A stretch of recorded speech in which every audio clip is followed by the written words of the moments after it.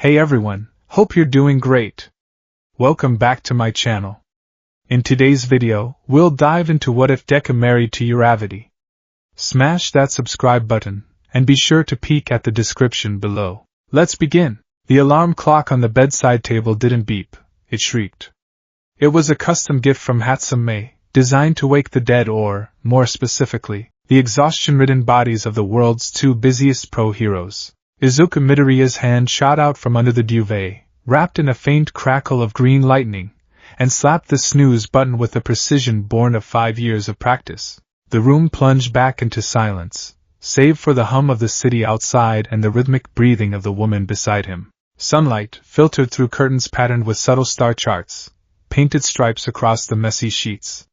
Izuku blinked, the green glow fading from his skin as the fog of sleep slowly lifted. He turned his head. Ochako was still asleep. Her brown hair was a chaotic halo against the white pillowcase, her mouth slightly open, a singular line of drool threatening to escape. One of her arms was thrown explicitly across Izuku's chest, effectively pinning him to the mattress. Even in her sleep, her grip strength was terrifying. Izuku smiled, a soft, private expression that never made it to the tabloids. This was the number one hero's weakness. A brown-eyed girl who snored softly and stole 80% of the blankets. He carefully tried to shimmy out from under her arm. He moved an inch. MMPH. Ochako grumbled, her eyebrows scrunching together. Without opening her eyes, she tightened her grip. 5 more minutes, Deku. We don't have 5 minutes, Ochako. Izuku whispered, though he stopped moving immediately. The patrol rotation starts at 0700.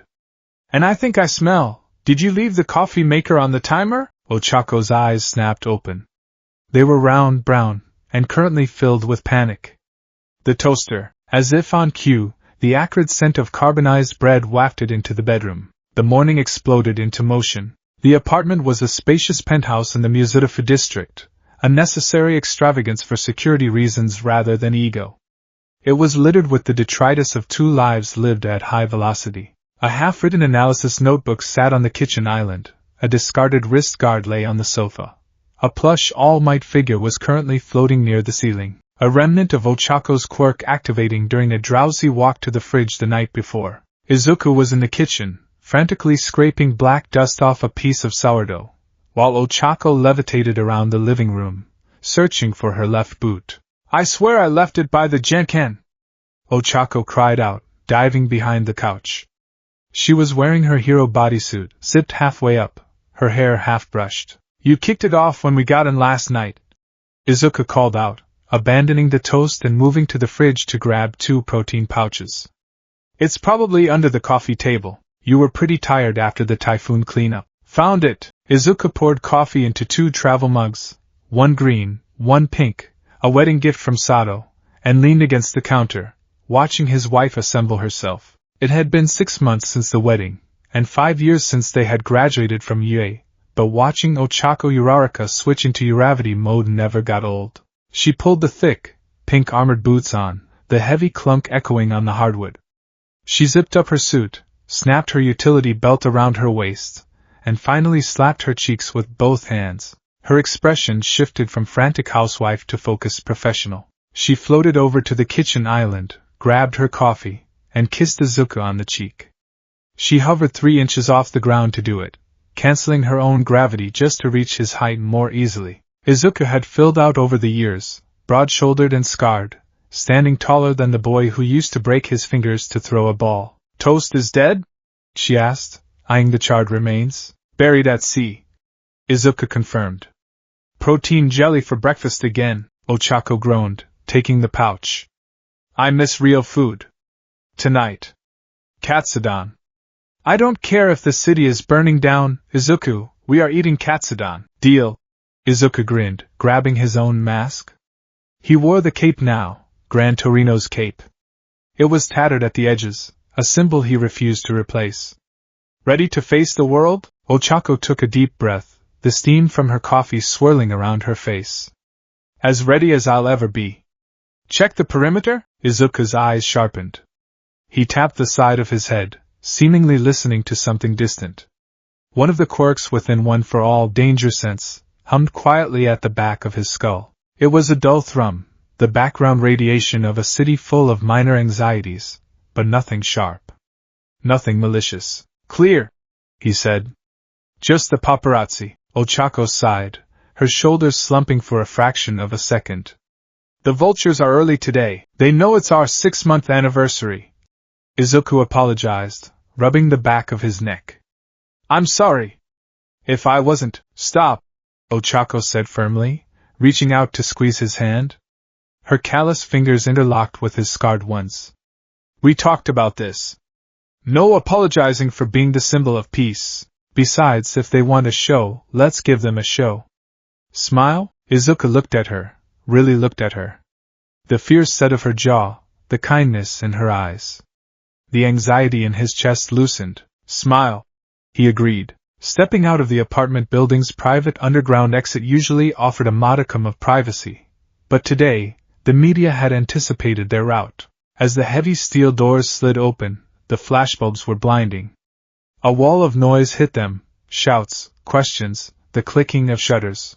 Deku! Deku! Over here, Uravity! Is it true you're expecting? Deku, comment on the villain surge in the Ward 4 district. Uravity, look at the camera! Give us a wave for the newlyweds. Izuku felt the familiar rigid tension snap into his spine. He stepped forward instinctively, placing his body slightly in front of Ochako's, creating a shield. It was a habit he couldn't break, born from the war, born from seeing her hurt too many times. But Ochako didn't hide. She stepped up beside him, matching his stride. She waved, her trademark smile beaming, bright, reassuring, and practiced. Good morning, everyone!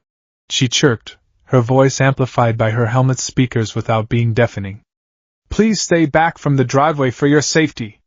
We have patrol routes to catch. Deku! A word on the anniversary? A reporter from Hero Weekly shouted, shoving a microphone past the security barrier. Izuku stopped. He looked at the camera. He didn't stutter anymore. The nervous boy was gone, replaced by a man who carried the weight of the world with a straight back. Uravity is the finest hero I know, Izuku said, his voice calm and carrying effortlessly over the crowd. And I'm lucky she puts up with me. That's the only comment. The crowd swooned. Literally. Someone screamed. Ochako rolled her eyes playfully, though her cheeks dusted pink. She tapped the release on her gauntlets. Come on, number one. Race you to the agency? You'll lose, Izuku challenged, a playful spark in his eyes. I have 0 wind resistance. She shot back. She tapped herself, and in a blink, she shot upward into the sky like a rocket.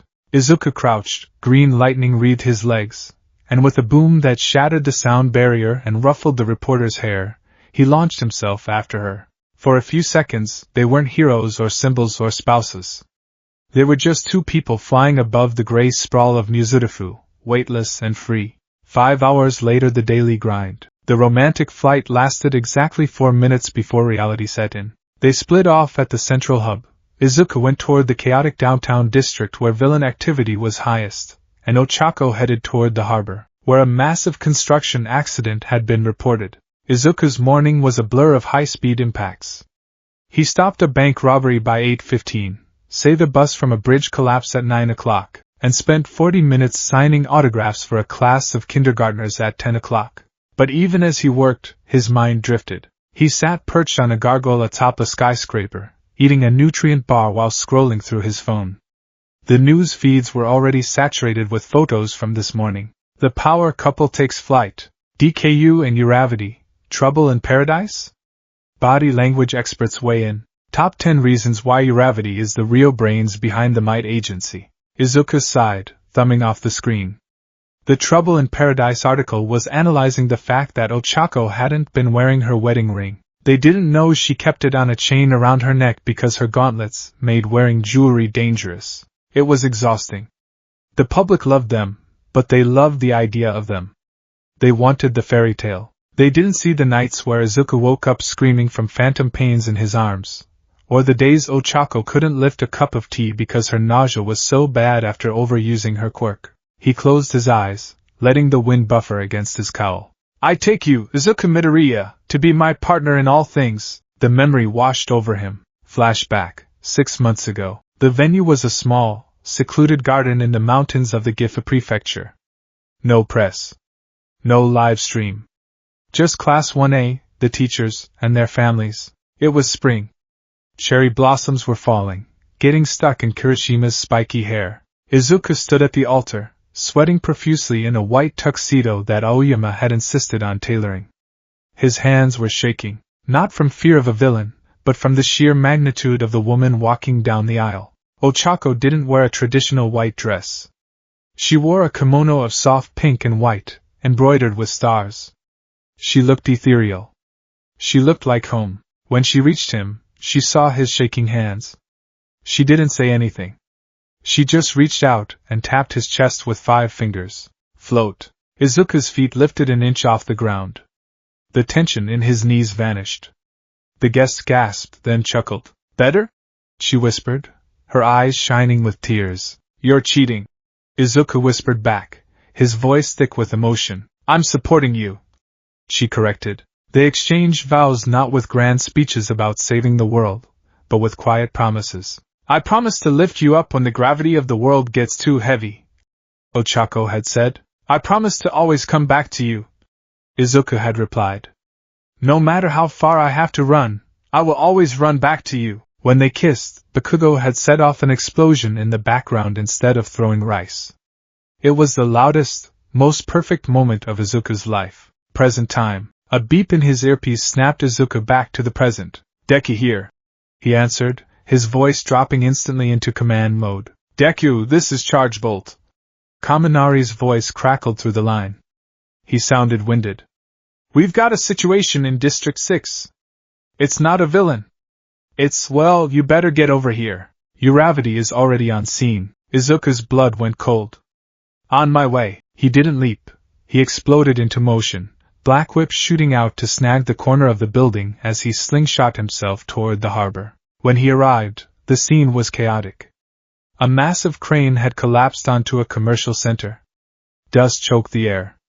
Police and rescue heroes were swarming the perimeter. Izuku landed with a heavy thud, scattering debris. Status! He barked to a nearby officer. The crane destabilized the foundation. The officer shouted over the roar of a secondary collapse. There are civilians trapped in the sub-basement. The structure is groaning. If we move the rubble, the rest comes down. Where is Uravity? Izuku demanded. The officer pointed upward. Izuku looked up. Floating amidst the dust cloud, high above the wreckage, was Ochako. She wasn't just floating herself. She was touching the main support beam of the collapsed crane, a piece of steel weighing easily 50 tons. Her fingers were glowing intensely. Her face was contorted in sheer effort. Uravity! Izuku yelled into his comms. That's too much mass. You're going to hit your limit. I've got it! Ochako's voice came back, strained and tight. Froppy is getting the civilians out. I have to hold the structure, weightless, until they're clear. I'm coming up to support. Izuku activated his quirk, preparing to jump. No! Ochako screamed. The vibration from your jump could shift the rubble. Stay down, Deku! Secure the perimeter! Izuku froze. Every instinct in his body screamed at him to go to her. He could see her swaying in the air. She was holding up a building's worth of steel with nothing but her fingertips and her willpower. He clenched his fists so hard his gloves creaked. She was right. He was a power type. His movements were high impact. He wasn't a rescue specialist like her. If he moved wrong, he'd kill the people she was saving. Copy that, Izuku said through gritted teeth. Tsuyu status? Ribbit. Almost clear. 2 more minutes. Tsuyu's voice was calm, but urgent. 2 minutes. It felt like 2 hours. Izuku watched his wife. He saw the way her other hand clutched her stomach. He saw the pallor of her skin turning a sickly shade of gray. She was fighting nausea that would incapacitate a normal person. Hold on, Ochako. Please hold on. Clear! Tsuyu shouted. All civilians secured. Drop it, Uravity! Release! Ochako yelled. She pressed her fingertips together. The 50-ton crane instantly regained its mass. It crashed down into the designated safe zone with a deafening roar that shook the pavement. Dust billowed out like a tidal wave. Silence followed. "Ochako?" Izuku called out, ignoring protocol. Something pink fell from the sky. She hadn't floated herself in time. She was free-falling, limp. "Ochako!" Izuku moved faster than thought. One for all flooded his veins at 40%. He kicked off the air, a sonic boom following him, and intercepted her falling form 20 feet above the ground. He caught her in a bridal carry, using Black Whip to cushion their landing. He slid across the pavement, coming to a halt near the ambulances. He looked down.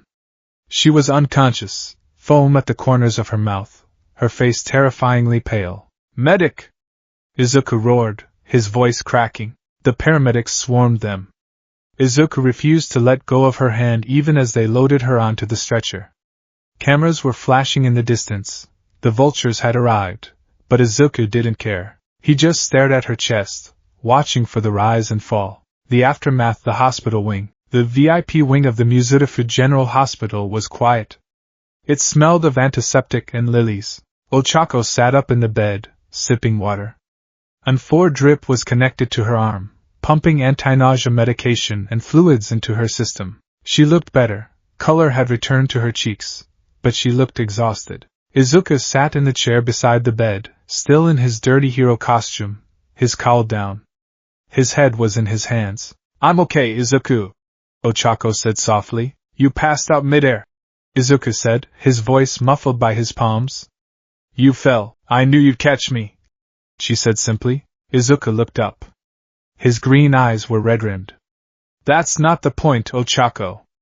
If I had been 5 seconds slower, or if I had been on the other side of the district, then I would have reactivated my quirk before I hit the ground," she lied. They both knew she had been past her limit. "You pushed too hard," Izuku said, frustration bleeding into his tone. "You always try to carry the heaviest load, and you don't?" Ochako shot back, her eyes narrowing slightly. "You break your bones. You run until you collapse. Why is it heroic when you do it, but reckless when I do it? Because I can't lose you," Izuku snapped. The silence that followed was heavy. Ochako set her water down. "And I can't lose you either. But we are heroes, Izuku. This is the job. I saved 30 people today. I held up a crane. I did that. Not you." "Me," Izuku flinched. He took a breath, forcing his shoulders to relax. He reached out and took her hand. "I know. You were amazing. You're always amazing. It's just seeing you fall. It scares me more than All for One ever did." Ochako's expression softened. She squeezed his hand. "I know. It scares me too sometimes. But we're a team. We balance each other out." There was a knock on the door. They both turned. Standing in the doorway was a tall, severe-looking woman in a suit, accompanied by Hawks, the current president of the Hero Public Safety Commission. "Sorry to interrupt the domestic bliss," Hawks said, though he didn't look sorry. He looked tired. He leaned against the doorframe, chewing on a toothpick. "Glad you're okay, Uravity. Nice lift today. Saw the footage." "Thank you, Hawks," Ochako said, straightening up in bed, hero mode re-engaging instantly. "What is it?" Izuku asked, standing up. "Is there a threat?" "Always," the woman in the suit said. She stepped forward, placing a tablet on the end of the bed. "I am Agent Yukimura from Intelligence. We have a situation that requires a very specific set of skills." Izuku glanced at the tablet. It displayed a digital invitation, the Green-Pink Charity Gala, hosted by the Detnerat Restoration Front. Formal attire required. "A party?" Ochako asked, confused. "I thought the Detnerat company was dismantled after the war." "Remnants," Hawks explained. "They're trying to rebrand. Legitimize. But we have intel that this gala is a front for a massive underground quirk trafficking auction. They're selling harvested quirk factors to the highest bidder." Izuku's eyes went dark. "Where do we fit in?" "We need eyes inside," Yukimura said. "But not just any eyes. We need high-profile guests who can distract the security while our stealth team, Gyru and Dynamite, infiltrate the servers." "Distraction?" Ochako raised an eyebrow. The media is obsessed with you too, Hawk said, gesturing between them. The symbol of peace and the rescue queen. The golden couple. If Deku and Uravity attend this gala, every camera, every guard, every eye will be on you. You are the perfect decoy. You want us to go undercover, as ourselves? Izuku clarified. We want you to go as a married couple enjoying a night out. Yukimura corrected. Dance. Drink champagne. Look and love. And when the signal is given, take them down. Izuku looked at Ochako. She looked back at him. She was tired, she was recovering from a quirk overload, and they had barely spent an hour together that wasn't filled with adrenaline or paparazzi. And yet he saw that spark in her eyes. The same spark that was there when she floated that crane. Formal wear, huh? Ochako mused, looking at her chipped fingernails. I guess I can't wear my combat boots. I have a tuxedo. Izuku muttered, already dreading the tie. Ochako looked at Hawks. We're in. But on one condition. Name it. Hawks said. Tomorrow is our day off. She said firmly. No calls. No emergencies unless the world is literally cracking in half. I want to eat my katsudon in peace, Hawks chuckled. Done. Agent Yukimura tapped the tablet. The gala is in 3 days. Get some rest. You'll need it.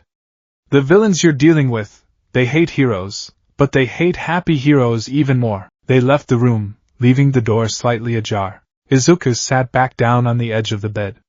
He looked at the invitation, then back at his wife. A gala, he muttered. I have to dance.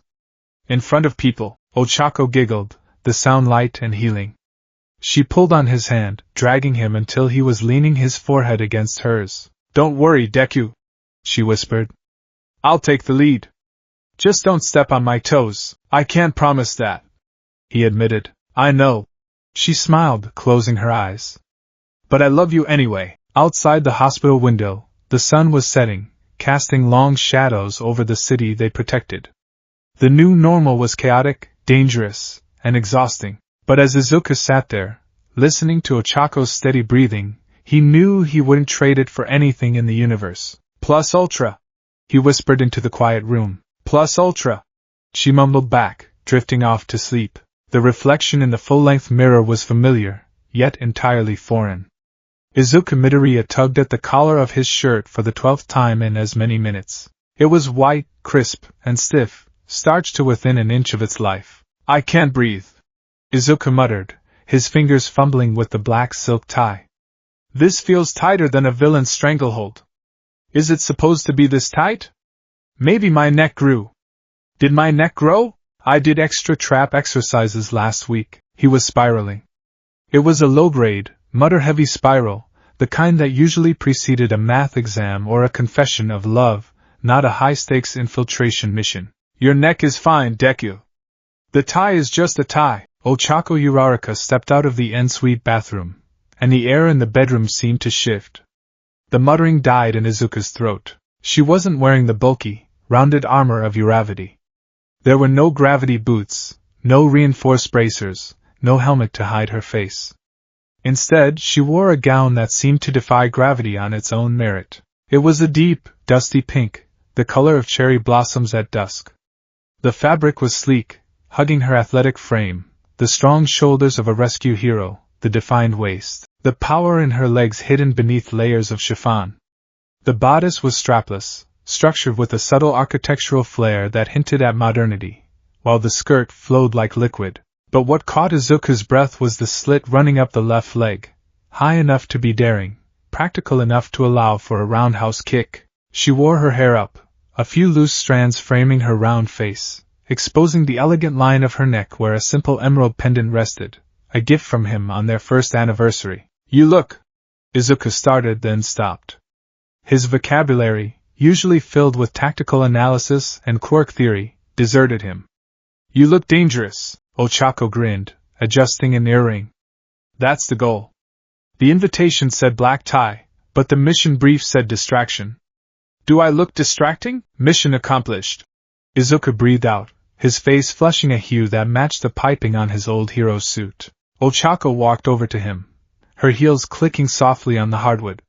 She batted his hands away from his neck and deftly tied the knot he had been butchering. Her fingers were warm against his skin, callous from years of lifting debris and saving lives. "Listen to me," she said, her voice dropping to a serious whisper, contrasting with the domestic intimacy of the moment. "Tonight we aren't heroes. We aren't hunting. We are guests.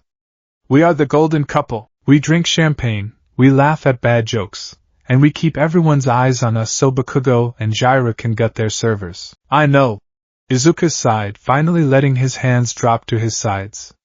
He looked at himself in the mirror, the dark green tuxedo jacket, tailored to accommodate his broad shoulders, the black trousers, the polished shoes. He looked like a man who owned the room, even if he felt like an imposter. "It's just, fighting Nomus feels easier than high society small talk.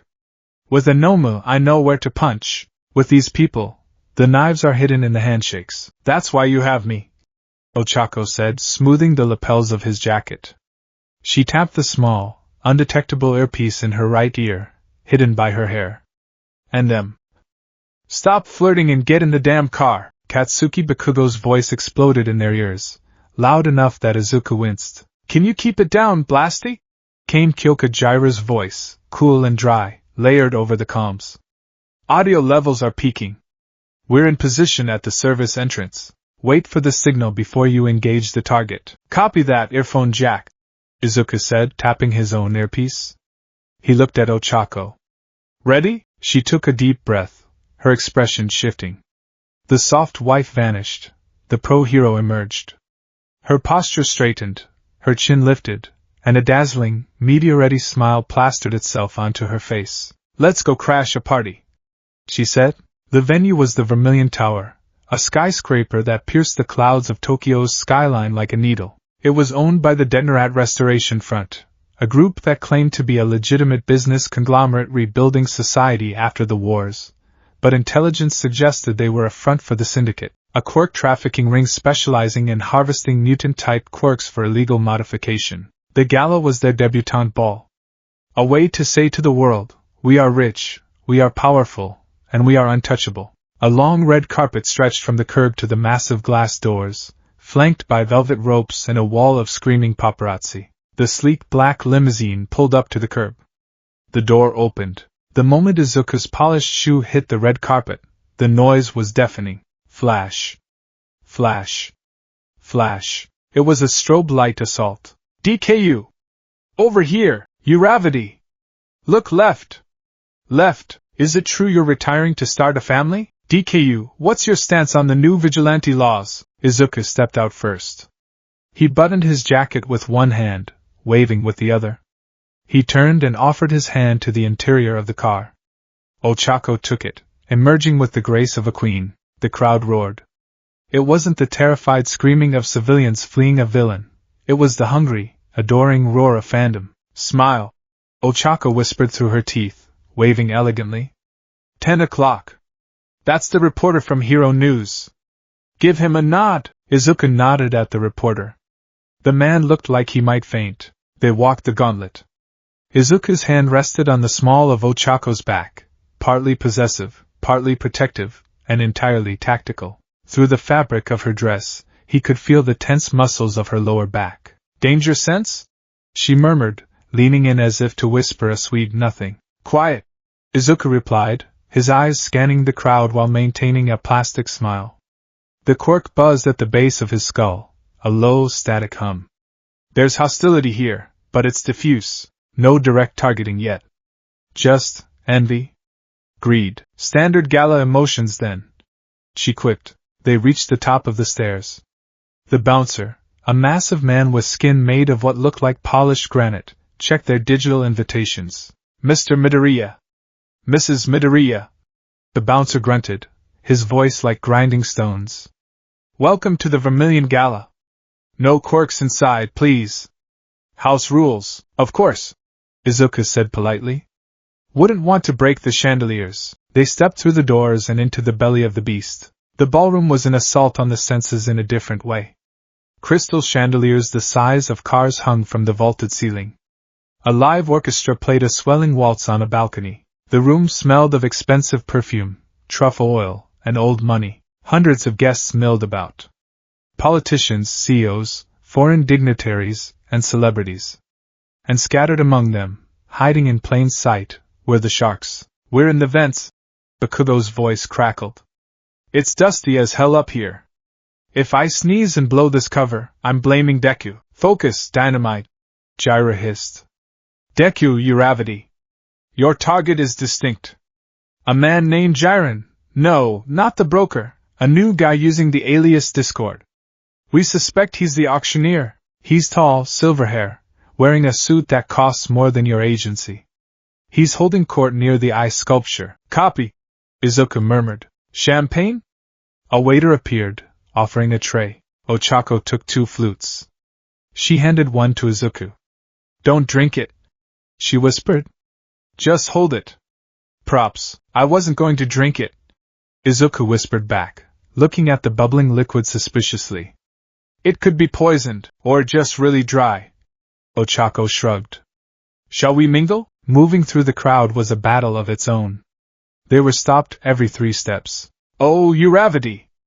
You simply must tell me where you got that dress. Deku, my son has a poster of you on his ceiling. Can you sign this napkin? You two are just the image of marital bliss. When are the babies coming?" Ochako handled the social combat with the expertise of a veteran. She deflected personal questions with charming anecdotes, complimented heavy donors on their jewelry, and steered them steadily toward the center of the room. Izuku played his part, the humble, slightly overwhelmed hero. It was an easy role because it was mostly true. But his eyes were sharp. He was cataloging exits. He was noting the security guards. Too many for a charity event, and they were all standing at parade rest, hands near concealed weapons. They reached the center of the room. The ice sculpture was a massive, gaudy depiction of the earth held up by hands. Standing in front of it was their target, Discord. He was striking. Pale skin, silver hair slicked back, and eyes that were an unsettling shade of violet. He was surrounded by a sycophantic circle of investors. As Izuku and Ochako approached, the circle parted. It was the gravitational pull of the number 1 hero. "Ah," Discord said, his voice smooth like oiled velvet. "The guests of honor. I was wondering when the symbols of peace would grace us with their presence. We couldn't resist a good cause," Ochako said, stepping forward. Her smile was sharp. "Restoration is something we care deeply about." "Indeed," Discord said, taking Ochako's hand. He didn't kiss it, he just held it a second too long. "Restoration is a messy business, Mrs. Midoriya. Sometimes, to build something new, you have to repurpose the old materials." Izuku felt a spike in his danger sense. Sharp. Directed. He stepped up, placing a hand on Ochako's shoulder. "We're just here to enjoy the evening," Izuku said, his voice firm. "And the dancing." Discord's violet eyes slid to Izuku. There was no fear there. Only calculation. "Of course. The dance. Heroes are always dancing, aren't they? Dancing around the truth. Dancing around the collateral damage." The air grew tense. The investors shuffled nervously. "I'm at the server room door."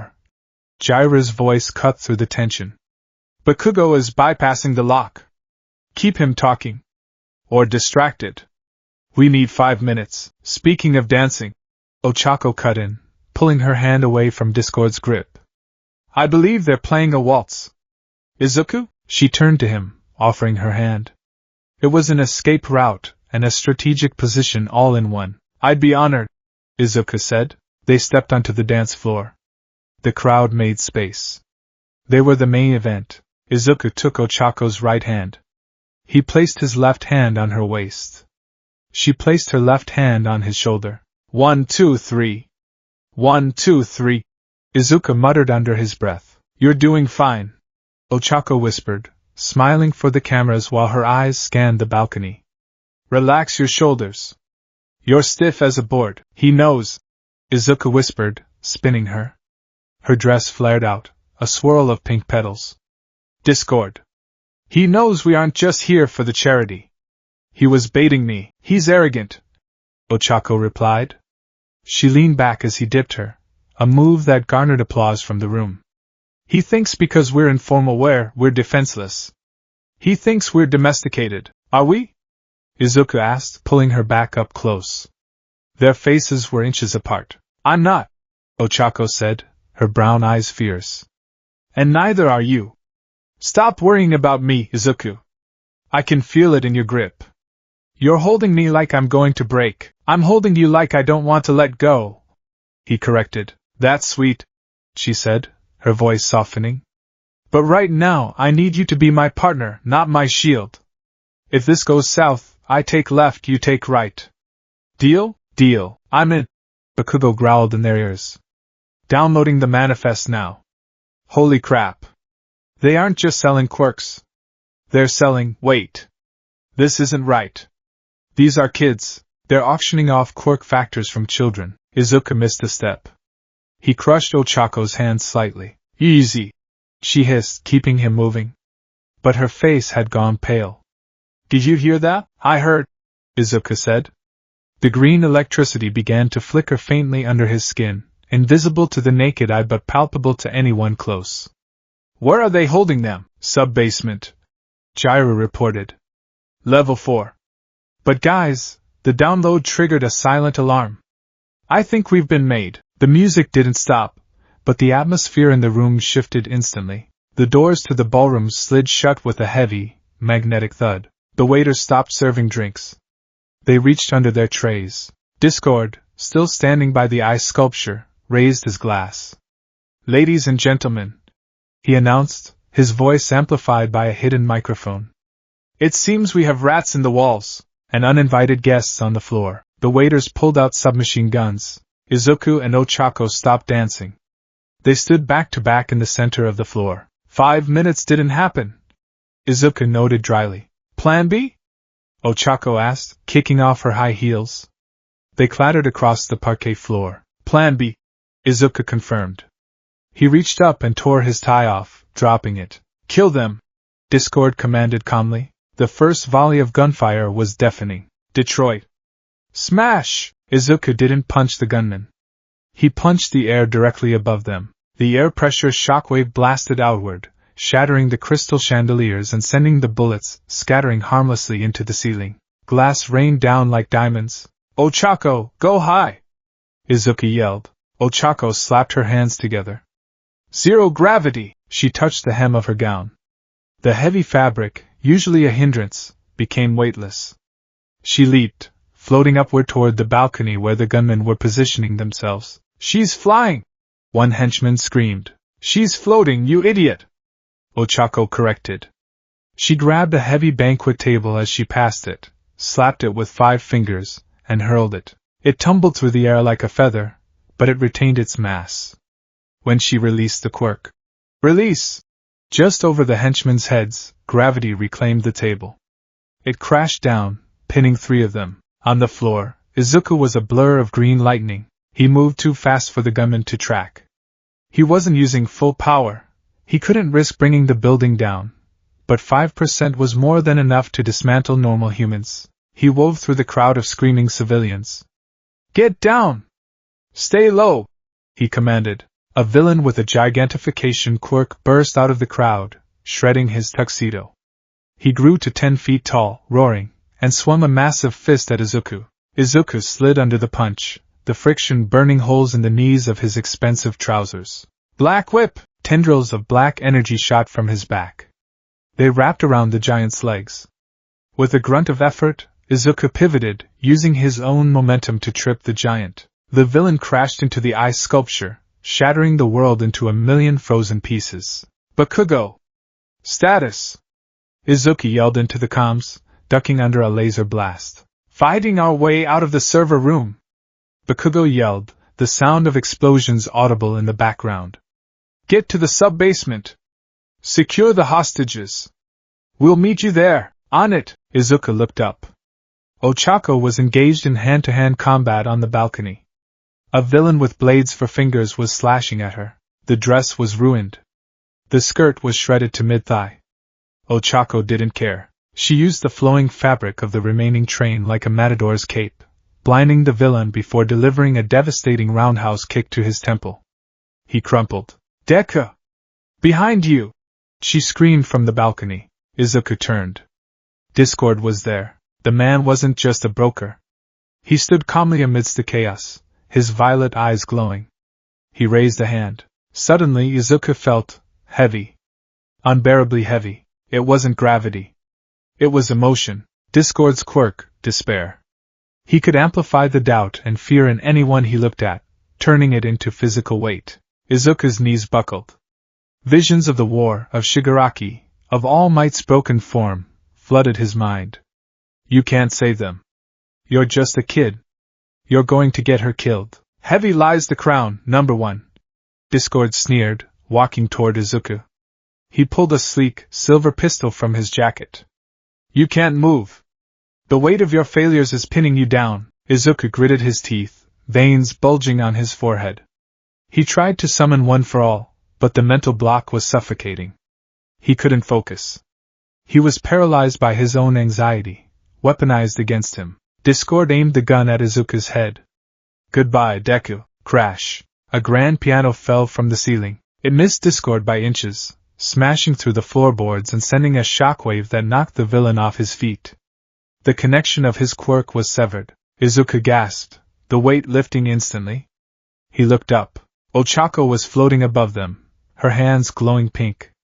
She had floated the orchestra's piano and dropped it with sniper-like precision. She descended rapidly, landing between Izuku and Discord. She looked wild, hair messy, dress torn, a smear of soot on her cheek. She glared at Discord. You talk too much. Discord scrambled back, his composure cracking. You're just a support hero. A rescue hero. Ochako didn't use her quirk.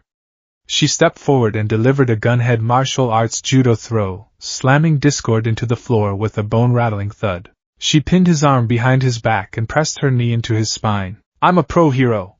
She spat. And that's my husband. She looked back at Izuku. You okay? Izuku stood up, dusting off his tuxedo. The green lightning crackled around him, stronger now. He looked at Ochako, fierce, beautiful, and absolutely terrifying. I am now, he said. The ballroom was secured. The civilians were cowering under tables, but the gunmen were incapacitated. Police sirens wailed in the distance, getting closer. We can't wait for the police, Izuku said, tapping his earpiece. Jiraiya said level 4 sub-basement. The kids, let's go, Ochako said. She ripped the rest of the long skirt off her dress, effectively turning it into a cocktail dress. Practicality over fashion. They ran toward the service elevators. Izuku pried the doors open with his bare hands. The shaft was dark. Going down? Ochako asked. Together, Izuku said. He wrapped an arm around her waist. She wrapped an arm around his neck. She tapped her chest. Float. They dropped into the darkness, controlling their descent. As they fell past the floors, Izuku looked at her. By the way, he shouted over the wind rushing past them. What? Ochako shouted back. You look great in that dress. Ochako laughed, a bright, clear sound in the darkness of the elevator shaft. You look pretty good in a torn suit, Deku. They hit the brakes at the bottom, stopping just above the concrete floor of the sub-basement. The doors to the lab were ahead. Ready to be heroes? Izuku asked, his eyes glowing green. Always, Ochako replied. They kicked the doors down together. The sub-basement was a sterilization nightmare. White walls, cages, and lab equipment. A dozen guards stood between them and the holding cells, and behind the guards stood a Noma. A small one, agile, designed for speed. It's a high-end, Izuku warned. Or close to it, the Noma screeched and lunged. I'll take the big guy, Izuku yelled, charging forward. I've got the guards. Ochako peeled off to the right. The fight was brutal and fast. In the confined hallway, Izuku couldn't use his full range of motion. The Noma was fast, bouncing off the walls. Ochako was dancing through the guards. She touched one, floated him, and kicked him into another. She was a whirlwind of pink and violence. Izuku! Switch! She yelled. She realized something he hadn't. The hallway was too narrow for him to get a clean hit on the agile Nomu, but perfect for her close-quarters combat. Conversely, the guards were grouped tight, perfect for a wide-range attack. They didn't need to speak. 5 years of knowing each other, 6 months of marriage, it all culminated in instinct. Izuku dropped low, sliding under the Noma's claws. Ochako vaulted over Izuku's back. She touched the Noma as she passed over it. Zero gravity. The beast lost its footing, flailing in the air. Now! Ochako yelled. Izuku spun around, facing the cluster of guards. Black Whip, Manchester Smash! He swept them all with a single, powerful kick, knocking them into the wall in a heap. Above them, the Noma was helpless, floating without purchase. Ochako grabbed a loose pipe from the wall. Home run! She swung the pipe with all her strength, hitting the floating Noma. At the moment of impact, she released her quirk. The mass returned instantly, multiplying the force of the blow. The Noma was launched backward into the reinforced containment door, crumpling the metal and knocking itself out. Silence fell over the hallway. Nice swing. Izuku panted, wiping sweat from his brow. Thanks. Ochako breathed, leaning against the wall. My heels are killing me though. From down the hall, the containment door groaned. Then it exploded outward. Bakugo walked through the smoke, sparks popping in his palms. Jiraiya was behind him, holding a drive. Took you too long enough. Bakugo scowled. We cleared the control room. Kids are in the back. They're sedated, but alive. Izuku let out a breath he didn't know he was holding. He slumped against Ochako. We did it, he whispered. The flashing lights of the police cruisers illuminated the night. Ambulances were loading up the children. The villains were being cuffed with quirk-suppressing irons. Izuku and Ochako sat on the back bumper of an ambulance, wrapped in shock blankets. Their formal wear was destroyed. Izuku's jacket was gone, his shirt shredded, revealing the scars on his arms. Ochako's dress was stained with soot and ripped to pieces, her feet bare and dirty, but they were alive. And they were together. Mr. Midoriya! Mrs. Midoriya! The press had found them. Despite the police cordon, the cameras were zooming in. Can we get a statement? What happened inside? Was the gala a trap? Izuku looked at Ochako. She looked exhausted.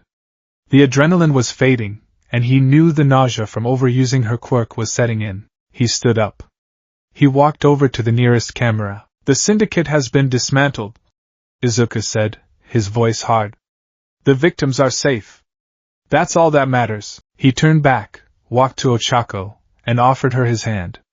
Let's go home. She took it. Please. I need to take these earrings off. They're heavy. As they walked away from the chaos, ignoring the shouting reporters, Ochako leaned her head on his shoulder. Izuku? Yeah, you were right. She murmured. About what? That villain Discord. He targeted you because you're the symbol.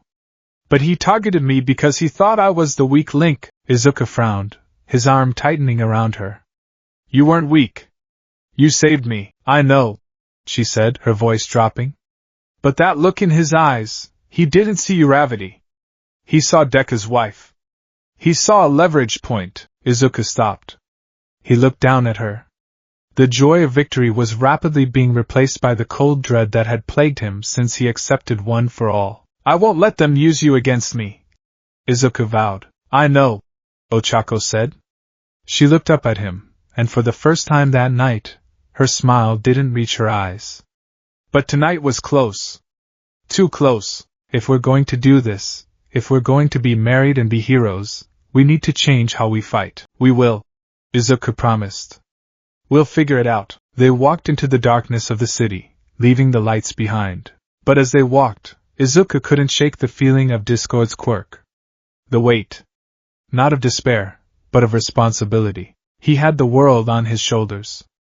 But for the first time, he was terrified that the world might crush the person walking next to him. And that fear was heavier than any gravity. The silence in the Midoriya household was usually a comfortable thing. It was a silence born of shared exhaustion, of telepathic understanding, of two people who spent their days amidst the cacophony of sirens and screams finding solace in the quiet hum of their refrigerator. Tonight, however, the silence had teeth. It was 3 days after the green-pink gala. The media storm had yet to abate. The news cycles were churning out hour-long specials dissecting every frame of the footage. Ochako's shredded dress, Izuku's protective stance, the way they had moved in sync, and most disturbingly to Izuku, The way Discord had looked at her. Izuku sat at the kitchen island, the glow of his laptop screen illuminating his tired face. It was 2 a.m. His eyes were dry, burning with the strain of staring at data streams, but he couldn't blink. He was scrolling through the intelligence report regarding the gala. Subject, Discord, real name, unknown, status, at large, quirk, despair/heavy heart. Note, subject escaped custody during transport.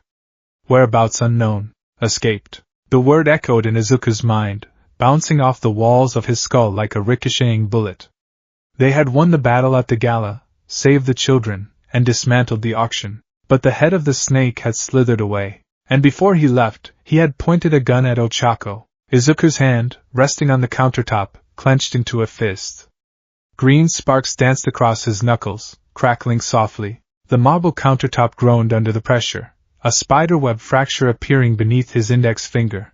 Izuku? The voice was soft, sleep rough. Izuku jumped, the green lightning vanishing instantly.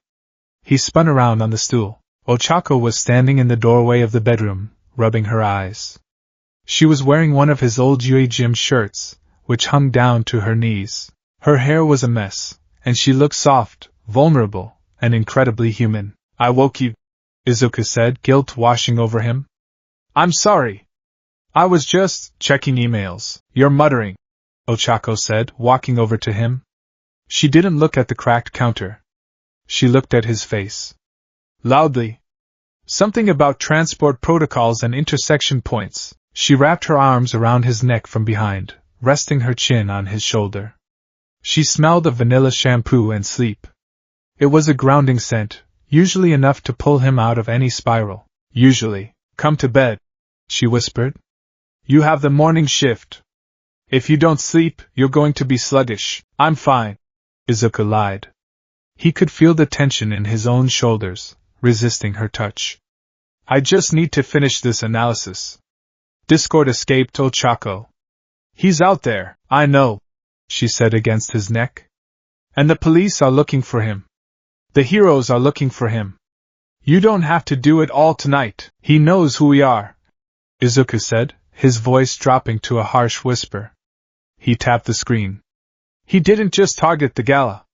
He targeted us. He knows where we live. He knows your patrol routes. Ochako pulled back slightly, her brow furrowing. He knows our patrol routes. We're public figures, Izuku. Every villain with a smartphone knows where we operate. That's the job. It's different this time, Izuku insisted, turning to face her fully. His eyes were wide, frantic. He saw you. He saw you as a weak point. He tried to use his quirk to pin me down by threatening you. If he comes back, if he decides to get to me by hurting you, Ochako's expression hardened. She stepped back, her arms crossing over her chest. The softness of sleep evaporated, replaced by the steel spine of Uravity. I am not a damsel, Izuku, she said quietly. I know that. Izuku stood up, the chair scraping loudly against the floor. I know you're strong. You're amazing. But this isn't about strength. It's about leverage. All for One tried to use my friends against me. Shigaraki tried to destroy everything I loved. This implies a pattern. Being married to the symbol of peace puts a target on your back that is bigger than anything you've faced before. I faced Toga. Ochako reminded him, her voice steady. I faced the war. I was there, Izuku. I didn't marry you thinking it would be a picnic. I knew the risks. Did you? Izuku snapped. He regretted the tone immediately, but the fear was driving the car now. Did you really? Because seeing a gun pointed at your head while I was paralyzed, that wasn't a risk. That was a promise. He ran a hand through his messy green hair, gripping the roots. Maybe we need to adjust. Ochako narrowed her eyes. Adjust how? Izuku looked away, staring at the dark window where the city lights flickered. Maybe you should take a step back. Just for a little while. Until Discord is caught. Take some administrative leave, or switch to the academy training grounds. Somewhere secure. The silence that followed was heavy. It wasn't the silence of understanding. It was the silence of a bridge burning. You want me to hide? Ochako stated flatly. I want you to be safe. Izuku corrected, pleading. You want me to stop being a hero because you're scared? She countered. You're asking Uravity to retire because Deku is anxious. That's not fair, Izuku said. Fair? Ochako laughed, a short, humorless sound. You're the #1 hero. You face death every single day. Do I ask you to stay home? Do I ask you to work desk duty because I'm terrified every time my phone rings? No. Because I respect who you are. Why can't you do the same for me? Because if I die, the world loses a symbol, Izuku said, his voice cracking. But if you die, I lose my world. I can't survive that, Ochako. I can't. He looked at her, his soul bared in his eyes. It was a confession of love so profound it was suffocating. Ochako's expression softened, but the hurt remained in her eyes. She reached out, touching his cheek. Her fingers were cool. I love you, Izuku, she whispered. But I can't live in a cage, even if you're the one building it to keep me safe. If I stop being a hero, I stop being me. And if I'm not me, then who are you married to? She dropped her hand. I'm going to sleep in the guest room tonight, she said softly. You're spiraling. And you're not listening. We'll talk when you're ready to see me as your partner, not your liability. She walked away. Izuku stood in the kitchen, the green glow of the laptop casting long, distorted shadows across the floor. He didn't follow her. He couldn't. The weight of One for All, the quirk that had saved the world, felt heavier than it had in years. The next morning, the glass ceiling, the sun rose over Musitafo with an indifferent brightness. It was a beautiful day, which felt like a personal insult to Ochako Uraraka. She sat in a corner booth of a small, retro-style diner 3 blocks from her agency. She wore oversized sunglasses and a scarf, trying to maintain a low profile. Across from her sat Tenya Ida and Tsuyu Azui. Ida was drinking orange juice with rigorous precision. Tsuyu was eating a jelly donut. He actually said that? Tsuyu asked, licking sugar off her finger. He asked you to take administrative leave? Ochako nodded miserably, stirring her coffee. He called it adjusting. He thinks he's being logical. He thinks he's protecting me. Ida adjusted his glasses, the light reflecting off the lenses. Midoriya has always been prone to assuming the burden of Atlas. He believes that because he possesses great power, he must also possess all the suffering. It is his tragic flaw. It's annoying, Karo, Tsuyu said bluntly. He's treating you like you're made of glass. You lifted a falling crane yesterday. You're not exactly fragile, that's the thing. Ochako sighed, leaning back against the vinyl booth. He knows I'm strong. He's seen me fight. But he doesn't see Uravity anymore. He sees Ochako. He sees the person he wakes up next to, and he's terrified that his life, his destiny as the symbol of peace, is going to spill over and drown me. She looked out the window. A billboard across the street showed a massive image of Deku, smiling, giving a thumbs up. Underneath, smaller, was an ad for Uravity's new line of disaster relief kits. The media isn't helping, Ochako muttered. Did you see the headlines this morning? Deku saves the gala. Deku's wife caught in the crossfire.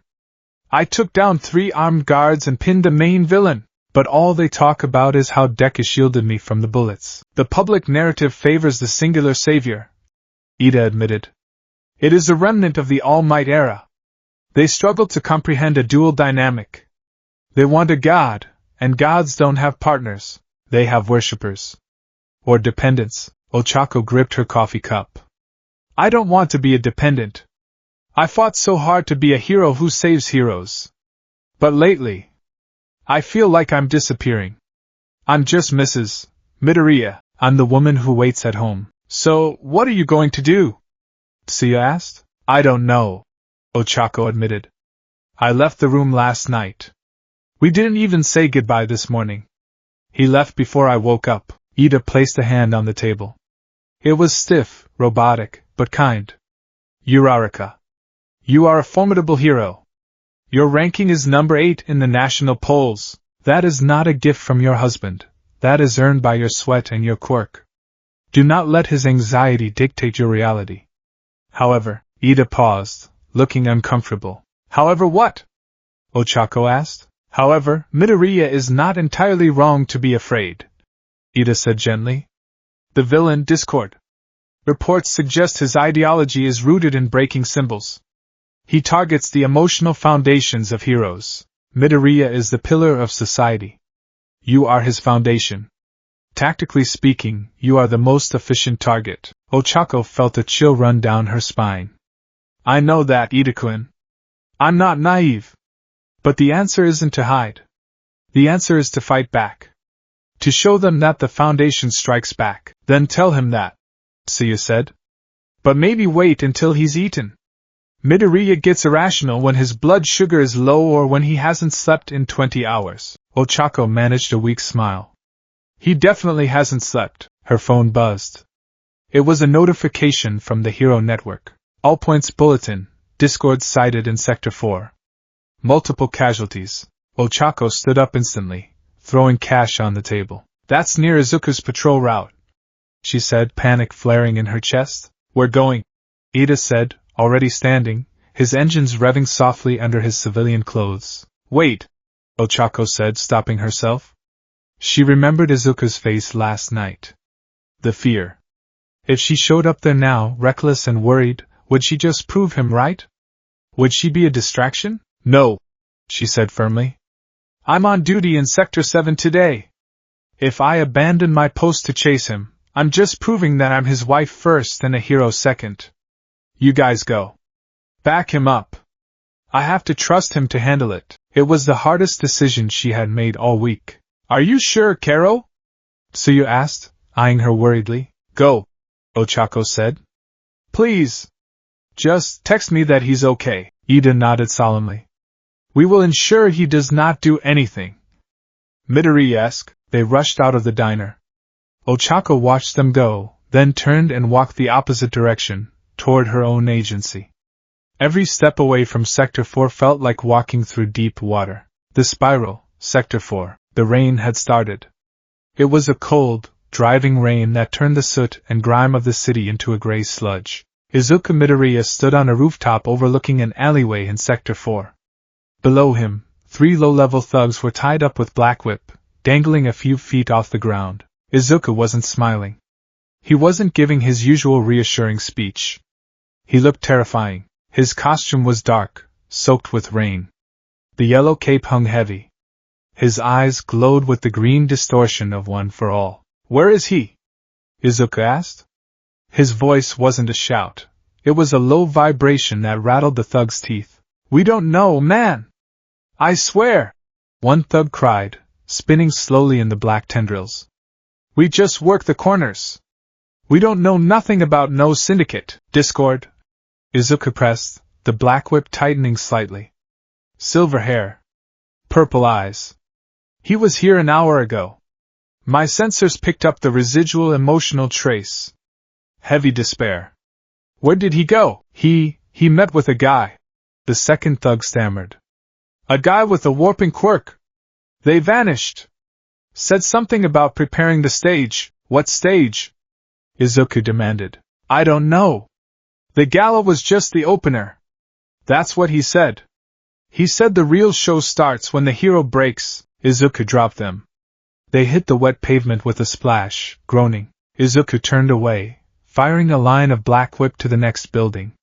He swung through the air, landing heavily on a gargoyle. When the hero breaks, Izuku gripped his mask.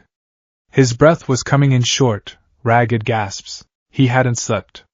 He hadn't eaten. He was running on pure caffeine and anxiety. Every shadow looked like a threat. Every civilian looked like a potential hostage. Midoriya, he turned. Ida and Sia landed on the roof behind him. Ingenium. Froppy. Izuku acknowledged, his voice flat. What are you doing here? This isn't your sector. We heard the alert, Ida said, marching forward, his hand chopping the air. We came to provide assistance. And to ensure you are maintaining proper hero protocols. I'm fine, Izuku said, turning back to the city. The target warped out. I missed him. You look terrible, Karo, Suyu said, hopping onto the ledge next to him. Your eyes are bloodshot. I'm fine, Izuku repeated, sharper this time. You are not fine, Ida said sternly. You are vibrating with stress. Uraraka tells us, don't. Izuku snapped. The sound of his own voice startled him. He took a breath.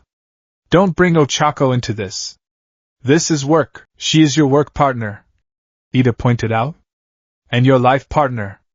You cannot compartmentalize her out of existence, Midoriya. I'm trying to keep her alive, Izuku yelled.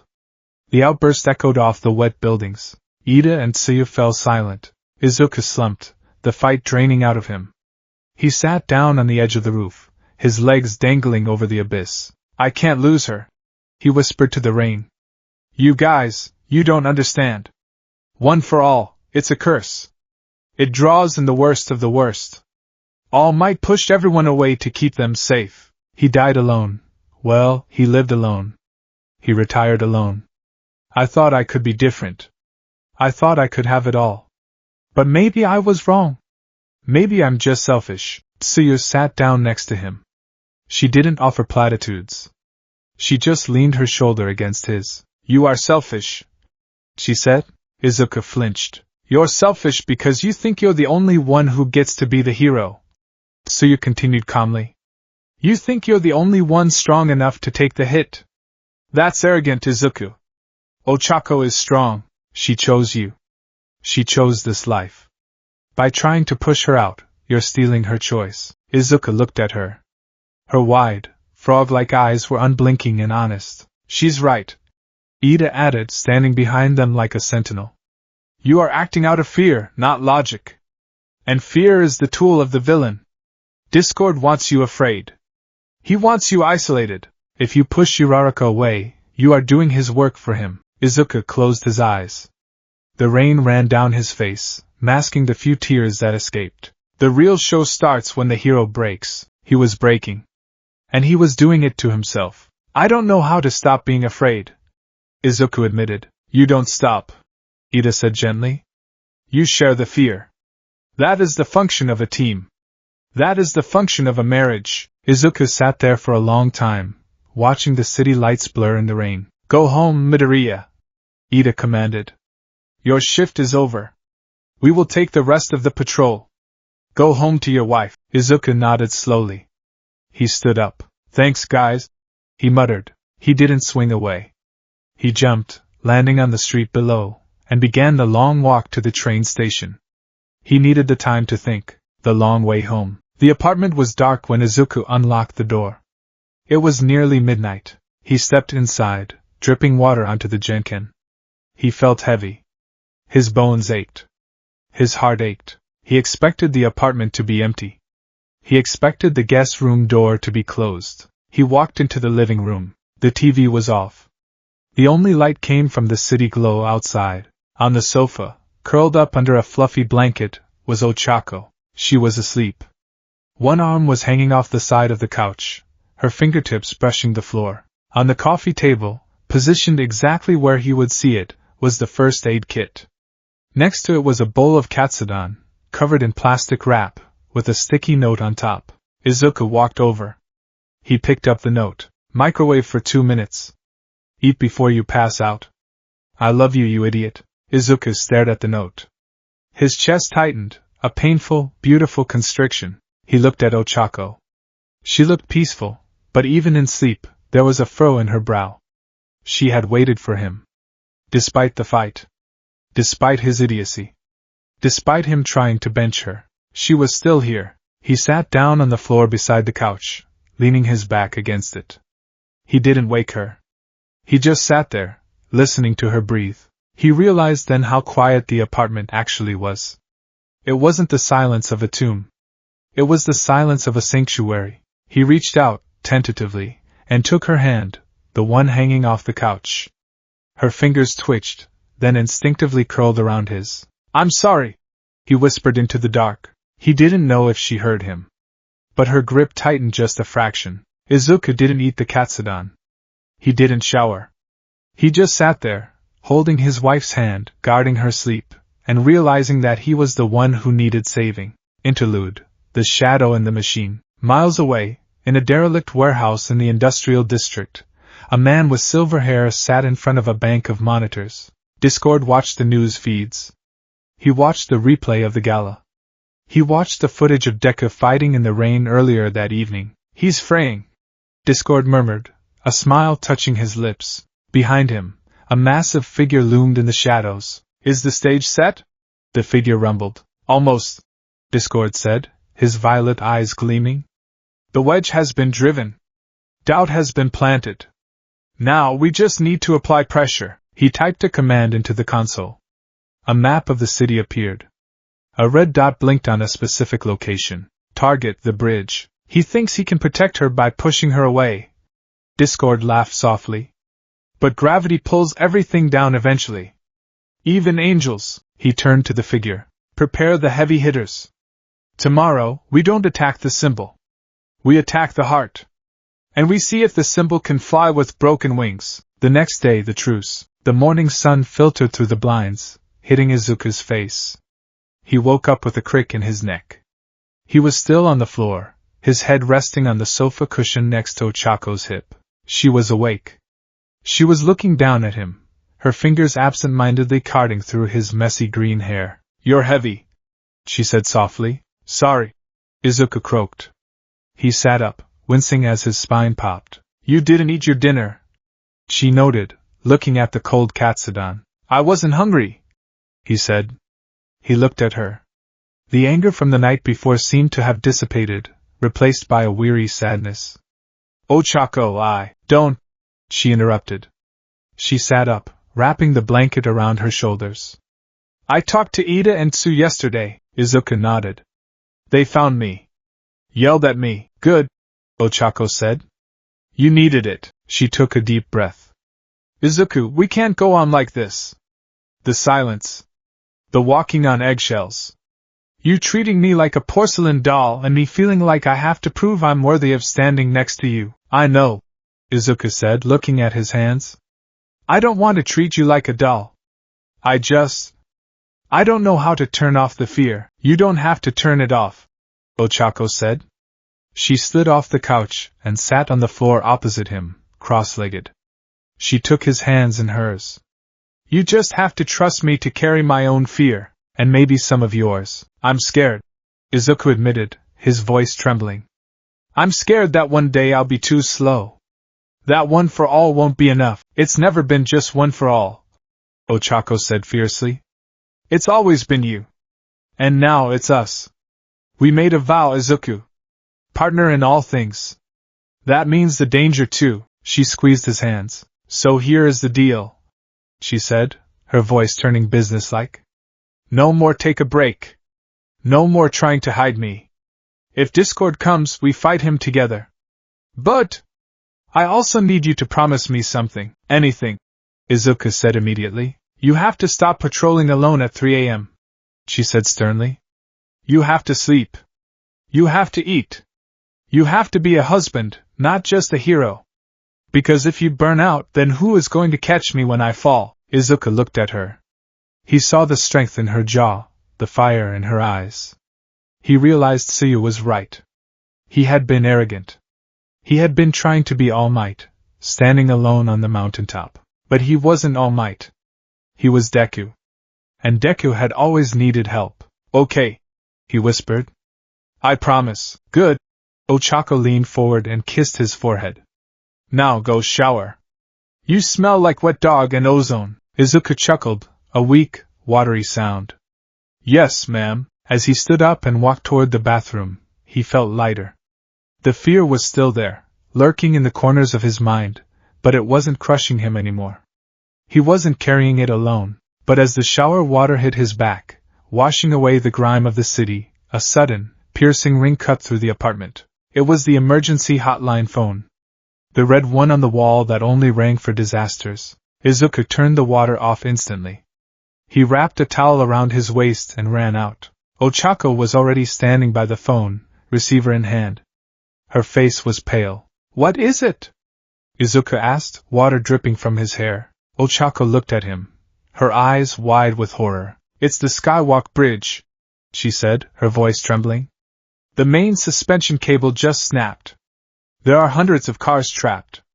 And the villains, they're waiting. Izuku felt his stomach drop. The Skywalk Bridge. The longest suspension bridge in the city. A structural nightmare if it failed. It's a trap, Izuku said. Discord, we have to go, Ochako said, dropping the phone. She looked at him, and this time, there was no hesitation. No question of permission. They need Uravity. Izuku looked at her. He saw the risk. He saw the trap. But he also saw his partner. Let's go, he said. The silence that filled the apartment was not the peaceful kind. It wasn't the comfortable quiet of two people reading side by side, nor the sleepy hush of a Sunday morning. It was a physical thing, heavy and suffocating, like the air before a lightning strike. It had been 12 hours since the argument. 12 hours since Izuku had tried to bench her, and 12 hours since Ochako had slept on the couch. Izuku stood in the kitchen, staring at the coffee machine as it gurgled. He was wearing his hero suit, the bottom half at least, with a plain black t-shirt. His eyes were shadowed, dark circles bruising the skin beneath his green irises.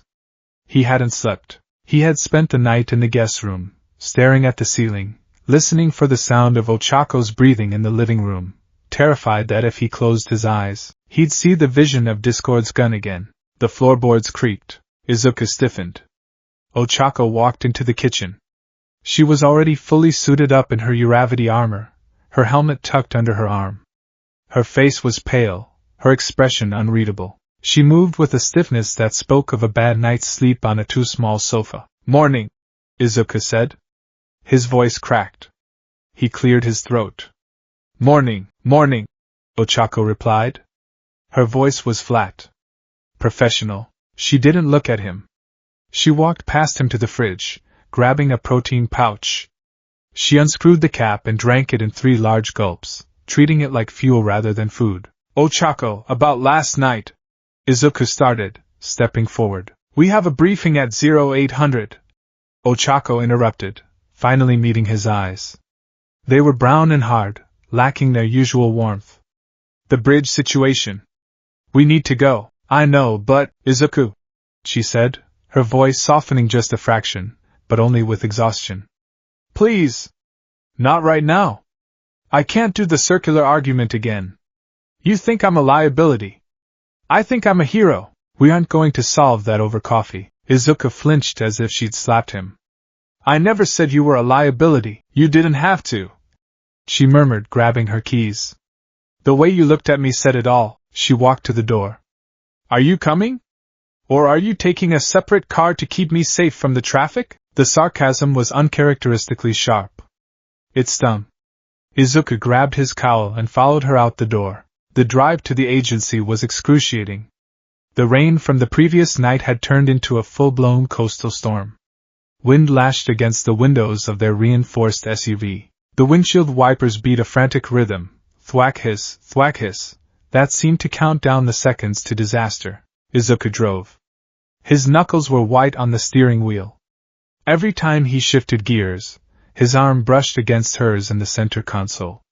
Every time, she pulled away slightly. The radio crackled to life. All units, all units. This is Central Dispatch. Situation at the Skywalk Bridge has escalated to Code Black. Repeat, Code Black. Structural integrity is failing. Villain presence confirmed. The wrecking crew is on site. Izuku's eyes narrowed. The Skywalk Bridge. It was a massive suspension bridge connecting New Zutafu to the artificial island district. It was 4 miles long, suspended hundreds of feet above the churning bay. Wrecking crew, Izuku muttered. That's a mercenary group. Heavy hitters. Strength enhancers and impact quirks. They're trying to drop the bridge, Ochako said, her mind instantly shifting into tactical mode. The wife was gone, the hero remained. If the main cables go, the deck will twist. The cars trapped in the center will slide into the ocean. It's a trap, Izuku said. It has to be. Discord knows we respond to mass casualty events. Does it matter? Ochako asked, looking out the window at the gray skyline. There are people on that bridge. We have to go. I know, Izuku said. He glanced at her. Ochako, the wind shear up there is going to be insane. Flight control will be difficult. I'll manage, she said curtly. I'm just saying, I know what you're saying, Deku, she snapped, turning to him. You're saying I should stay back. Again. No! Izuku shouted, the frustration finally boiling over. I'm saying be careful. I'm saying watch your vectoring. Why do you twist everything I say into an attack on your competence? Because you stopped treating me like a partner and started treating me like a porcelain doll. Ochako shouted back. The car filled with a stunned silence. They rarely shouted. They were the couple that talked things through. They were the couple that held hands during debates. Izuku stared at the road, his heart hammering against his ribs. We're here, he whispered. The scene at the Skywalk Bridge was apocalyptic. The storm was raging. Rain fell in sheets, horizontal and stinging. The bridge itself was a groaning beast. 2 of the main suspension cables had already been severed, whipping in the wind like giant, deadly snakes. The road deck was tilted at a precarious 20-degree angle. Hundreds of cars were gridlocked, sliding slowly toward the edge of the railing. People were screaming, abandoning their vehicles, clinging to the guardrails. And in the center of the chaos, amidst the terrified civilians, were the villains, the wrecking crew. 3 massive men with quirks that allowed them to shatter concrete and bend steel. They were laughing, smashing the support pylons with sledgehammers the size of motorcycles. Heroes arrive!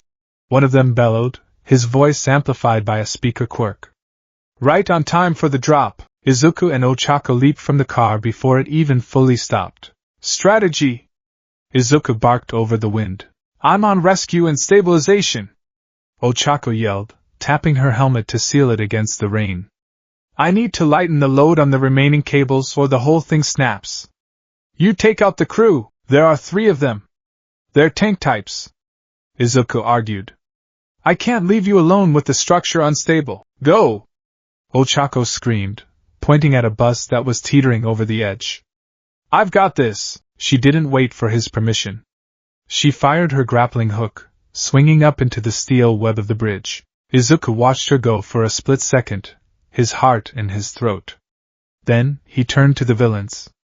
Green lightning exploded around him. Smash! He launched himself into the fray. The battle was brutal.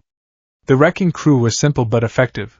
They were designed to take hits and deal damage. Izuku moved like a pinball, bouncing between them, using Black Whip to bind their arms and Fajin to deliver devastating kicks.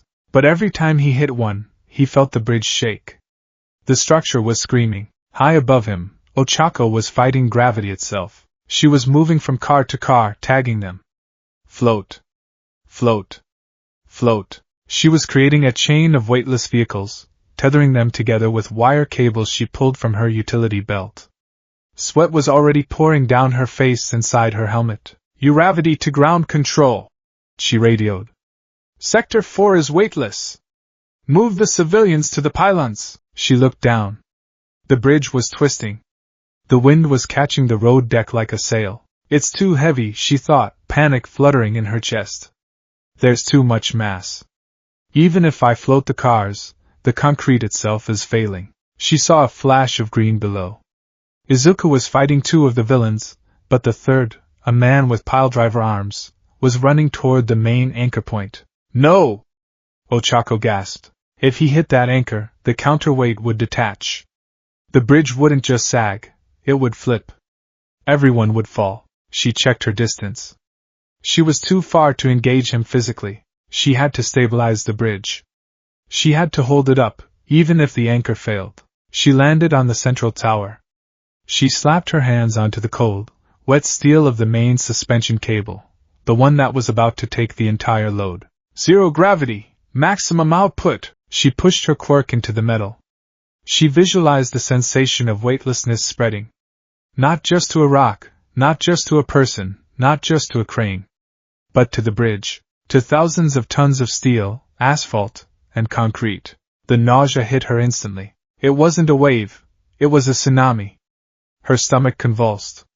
Her vision blurred, white spots dancing in front of her eyes. Hold it, she screamed internally. Hold it! The villain below swung his hammer. Crack! The anchor shattered. The bridge groaned, a sound like the earth splitting open. The road deck dropped 10 feet instantly. Izuku screamed.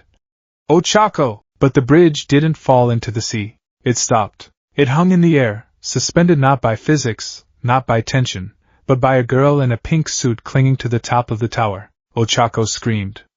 It was a raw, guttural sound that was lost in the wind. Blood began to trickle from her nose. The capillaries in her fingertips burst, staining the white gloves red. She was holding up a mile of highway. I won't let go, she wheezed. Below, the sudden cessation of gravity threw the villains off balance. Izuku didn't hesitate.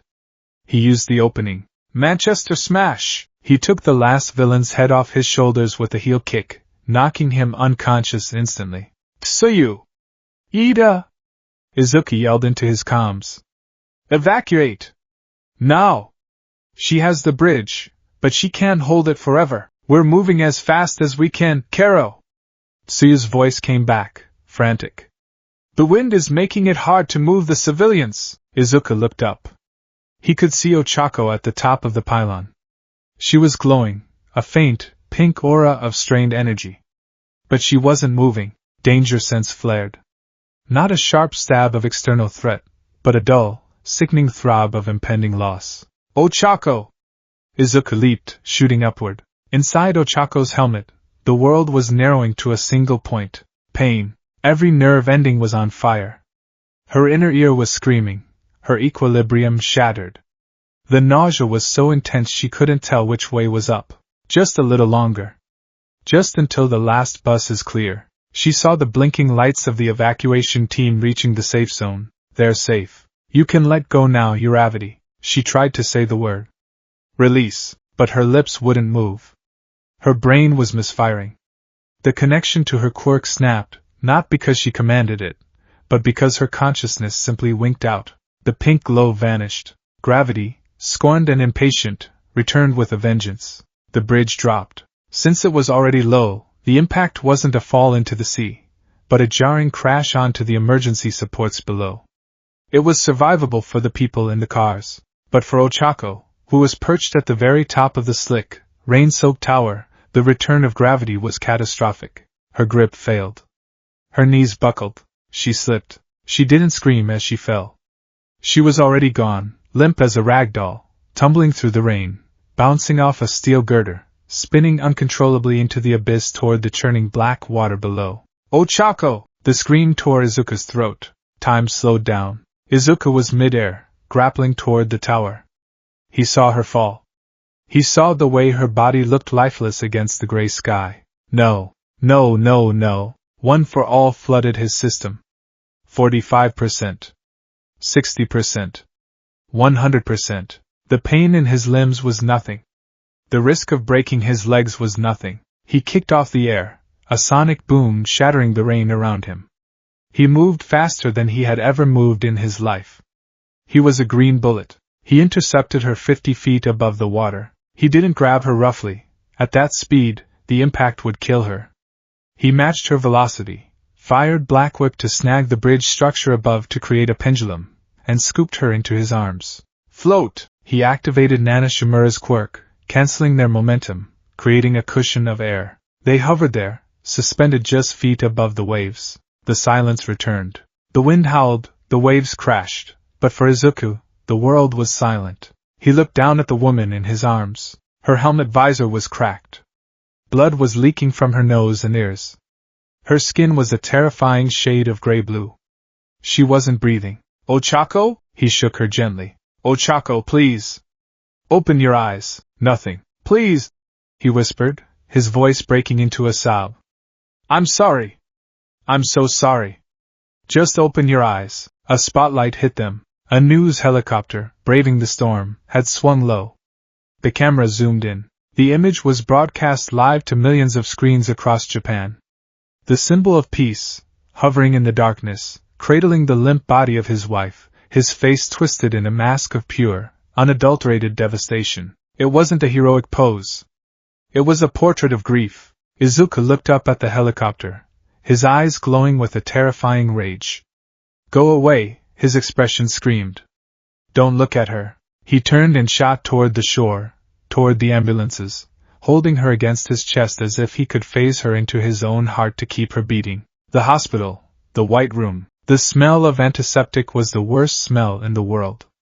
Worse than ozone, worse than blood, worse than rotting trash.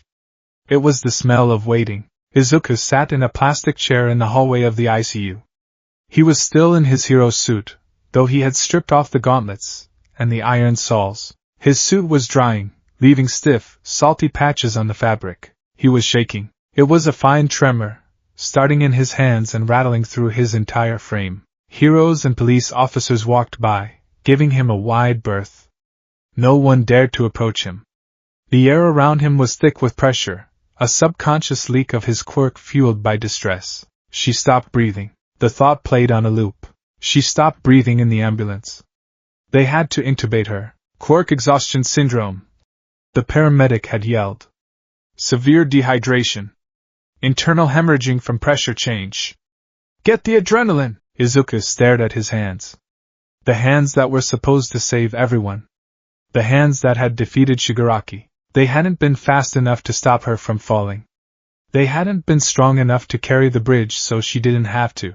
The door to the ICU opened. Recovery girl walked out. She looked older than usual, leaning heavily on her syringe cane. Izuku was on his feet instantly. Chiyoba-san? Recovery girl sighed, motioning for him to sit back down. She didn't. She just looked up at him with sad eyes. She's stable, Sonny. Izuku's knees gave out. He collapsed back into the chair, putting his head in his hands. A sob wrenched itself from his chest, a harsh, ugly sound. She's stable. Recovery girl repeated, her voice stern but kind. But it was close. Too close. She pushed her quirk factor beyond its theoretical limit. The strain on her inner ear and her nervous system caused a system-wide shutdown. She's in a coma, medically induced, to let the swelling in her brain subside. Brain swelling, Izuku whispered. It's manageable, she assured him. She's strong. Stubborn as a mule, that one. She'll wake up. But she needs rest. Real rest. Not hero nap rest. Can I see her? 5 minutes, Recovery girl said. Then I'm kicking you out to get changed and eat something. You look like a corpse yourself. Izuku nodded. He stood up, steadying himself against the wall, and walked into the room. It was quiet inside. The only sound was the rhythmic beep hiss of the ventilator. Ochako looked small in the hospital bed. Wires and tubes snaked out from under the blankets. Her face was bruised, a bandage wrapped around her forehead where she had hit the girder. Her lips were pale. Izuku walked to the bedside. He felt like an intruder. He felt like he had done this. You think I'm a liability? Her words from the morning echoed in his head. He reached out and took her hand. It was limp and cold, lacking the crushing grip that usually defined her. You aren't a liability, Izuku whispered, his voice trembling. You're the hero who saved the bridge. You saved everyone. He pulled the chair closer and sat down, resting his forehead on the back of her hand. I'm the liability, he confessed to the silence. I'm the one who can't think straight because I'm so terrified. Tears began to soak into the hospital sheets. I stood there this morning, Izuku choked out. And I let you leave angry. I let you drive into the storm thinking I didn't believe in you. And if you hadn't, he couldn't finish the sentence. The image of her falling replay in his mind. The feeling of her lifeless body in his arms. It's not that I think you're weak, Ochako, he whispered fiercely. It's that I'm weak. When I look at you, I don't just see a pro-hero. I see the person who taught me how to smile. I see the person who renamed Deku from useless to you can do it. He lifted his head, looking at her sleeping face. If I lose you, I lose the meaning. I lose the why. I can save the world, sure. I have the power for that. But I can't live in it without you. And that makes me selfish. It makes me a bad hero. The monitor beeped steadily. Beep. Beep. Beep. I don't know how to fix this, Izuku admitted. I don't know how to be the symbol of peace and your husband at the same time without tearing myself apart. He squeezed her hand gently. Just wake up, he pleaded. Wake up and yell at me. Wake up and tell me I'm being an idiot. Just please, Ochako. Don't leave me in the silence. The hallway, the reality check. 30 minutes later, Izuku walked out of the room. He hadn't left after 5 minutes, and Recovery Girl hadn't had the heart to force him. Waiting in the hallway were Inko Midoriya and Natsuki Bakugo. Ochako's parents were on the bullet train from Mia. Also present were Bakugo and Todoroki. Inko burst into tears the moment she saw Izuku, rushing forward to hug him. Izuku! Oh, my baby! Is she okay? She's stable, Mom, Izuku said, hugging his mother back mechanically. He felt hollow. Bakugo stood against the wall, arms crossed. He wasn't looking at Izuku. He was looking at the floor. Did they get the wrecking crew? Bakugo asked gruffly. Yeah, Izuku said. Police have them. Good, Bakugo grunted. He looked up, his red eyes narrowing. You look like hell, nerd. Thanks, Kaken. Bakugo pushed off the wall and walked over. He didn't hug him, that wasn't them, but he punched Izuku lightly on the shoulder. It was a grounding gesture. She's tough, Bakugo said. She floated a damn bridge. Don't you dare start writing her obituary in your head. I'll kill you if you do. I'm not, Izuku said. You are, Todoroki interjected calmly. I can see it. You are formulating contingencies for a life of solitude, Todoroki. Not the time for your bluntness. Inko scolded gently. I am simply stating that Uraraka would be very annoyed if she woke up to find Midoriya depressed, Todoroki said. She fights for you. You should fight for her recovery. Izuku looked at his friends. He looked at his mother. I need to go, Izuku said suddenly. Go? Go where? Inko asked, alarmed. You need to sleep. I need to go to the apartment, Izuku said. I need to get her things. Her favorite pillow.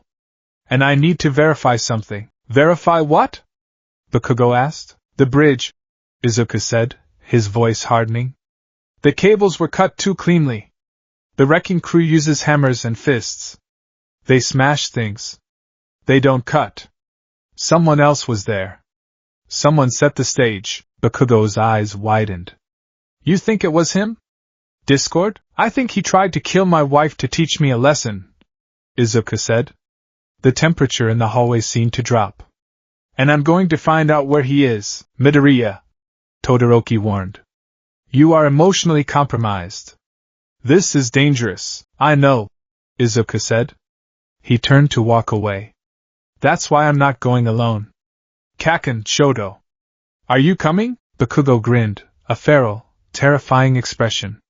I thought you'd never ask. Izuku stopped and looked back at the door to Ochako's room. I won't leave you in the silence, he promised her mentally. I'm going to make enough noise to shake the world until I find the man who did this. He turned and walked toward the exit, the shadow of the #1 hero stretching long and dark behind him.